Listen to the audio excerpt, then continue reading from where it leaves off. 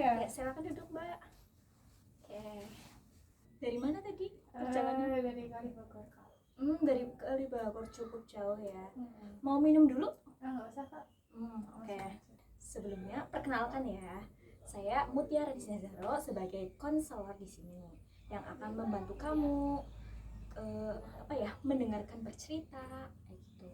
Jadi kamu di sini bebas mau menceritakan apapun dengan leluasa ya, nggak apa-apa, karena kita tuh di sini ada yang namanya kode etik konseling. Jadi di sini tuh kita akan menjaga semua percakapan kamu atau rahasia kamu dengan aman gitu. Jadi nanti kamu yang nyaman aja ya bercerita di sini. Oke. Jadi sebelumnya apa sih yang membawa Mbak Faza sampai ke sini gitu loh? Ada masalah atau ada perasaan yang nggak enak di hati? Sebenarnya kayak perasaan aku nggak enak aja sih, Kak. Kayak aku kan punya mantan pacar. Nah itu tuh kayak mengganggu hidup aku banget, Kak. Jadi kayak rusuh gitu lah dia orangnya. Terus aku ngerasa keganggu aja sih sebenarnya. Cuma keganggunya tuh yang benar-benar udah over banget gitu loh. Boleh di ceritakan overnya tuh bagaimana? Kayak jadi kan dulu aku pernah sempat deket sama cowok, tapi dia tuh jadi caper sama aku sampai dia tuh nge-follow temennya si cowok itu, Kak. Terus kayak nanya-nanya kayak gitulah. Terus yang baru-baru ini juga aku lagi deket sama cowok, tapi dia tuh kayak kepo ingin tahu gitu loh, Kak. Jadi dia tuh tanya ke cowok yang lagi deket sama aku, bener nggak kamu lagi deket sama ini gitu. Jadi kan aku ngerasanya kayak takutnya aku yang keluar ke si dia gitu atau gimana gitu. Aku jadi ngerasa nggak enak ke cowok yang lagi deket sama aku sekarang.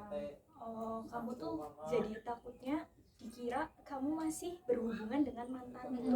Oke, begitu. Berarti problem utamanya tuh di mantan yang masih mengganggu gitu ya. Masih mengganggu untuk hubungan kamu ke depannya dengan cowok baru. Iya, benar kayak gitu. Terus dia tuh juga menurut aku manipulatif banget sih, Kak. Kayak playing victim juga. Dia ngomong ke cowok yang lagi deket sama aku tuh bahasanya baik, tapi kalau ngomong ke aku tuh bahasanya kasar gitu, Kak. Jadi ngomong kayak gitu boleh dicontohkan gak sih gimana maksudnya ya? Kalau kamu berkenan gitu loh, ditunjukkan gitu. Ya intinya kayak dari bahasanya aja sih kayak kurang nyaman buat didengar gitu. Berarti itu bahasa kasar atau gimana? Atau seperti misalnya kan ada yang menentang gitu. Bahasa kasar. Gitu ya. Berarti awal mulanya kamu sama dia mungkin karena hubungan yang toksik itu ya sebenarnya. Oke, berarti dia tuh seakan-akan bikin namanya kamu di depan orang lain tuh sebenarnya jelek ya gitu. Dan dia berarti bermuka dua gitu ya. Iya, bisa dibilang kayak gitu sih.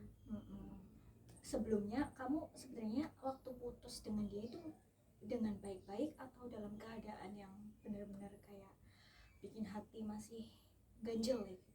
Awalnya sih mungkin dari hati yang masih ganjel ya, Kak. Tapi dari waktu ke waktu aku berusaha buat jelasin yang sedetail-detailnya kalau misalkan hubungan kita tuh emang udah benar-benar selesai. Kita juga udah gak ada hubungan apa, jadi kita mengurus hidup kita masing-masing. Jadi kita nggak perlu ikut campur di kehidupan salah satunya satu sama lain gitu ya. Tapi sebenarnya sudah putus dengan baik-baik, tapi mantannya Mbak Faza itu tetap mengganggu gitu ya.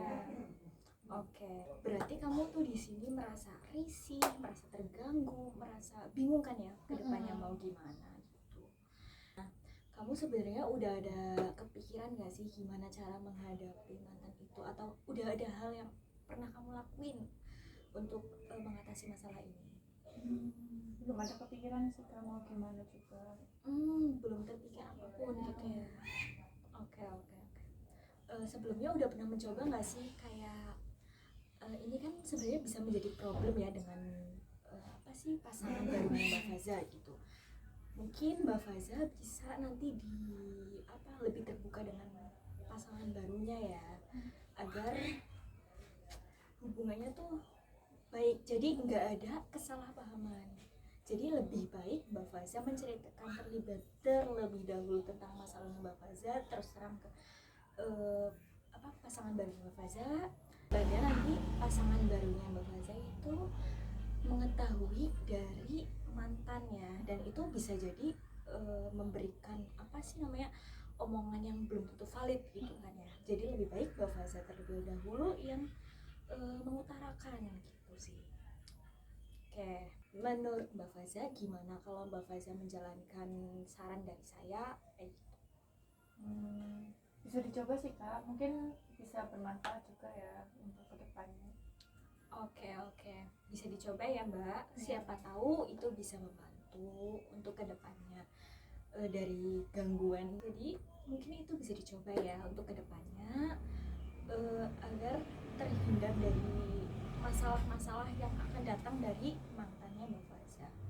Oke, jadi kita hari ini udah ngobrol ya tentang permasalahan-permasalahan dan bagaimana sih caranya Mbak Faza itu mengatasi hubungan kedepannya yang masih diganggu oleh orang-orang dari masa lalu gitu. Oke Mbak Faza, mungkin itu bisa dicoba, dan saya mau mengafirmasi kembali Mbak Faza itu perlu ya, maksudnya terbebas dari hubungan toksik gitu. Mbak Faza itu sangat pantas untuk mendapatkan hubungan yang sehat gitu ya. Oke, Mbak Faza itu sangat pantas ya mendapatkan hubungan yang lebih layak, yang sehat, yang tidak dipenuhi oleh masa lalu gitu. Karena waktu konseling sudah selesai ya, mari kita akhiri sesi konseling ini. Terima kasih ya Mbak Faza sudah bersedia untuk datang ke sini. Misalnya ada yang mau diceritakan kembali atau sharing apapun, bebas ya, bisa datang kembali lagi ke sini. Gitu Mbak Faza. Oke Kak. Oke, terima kasih Mbak Faza. Terima kasih. Semoga juga, membantu. Iya, Hati-hati di jalan. Iya.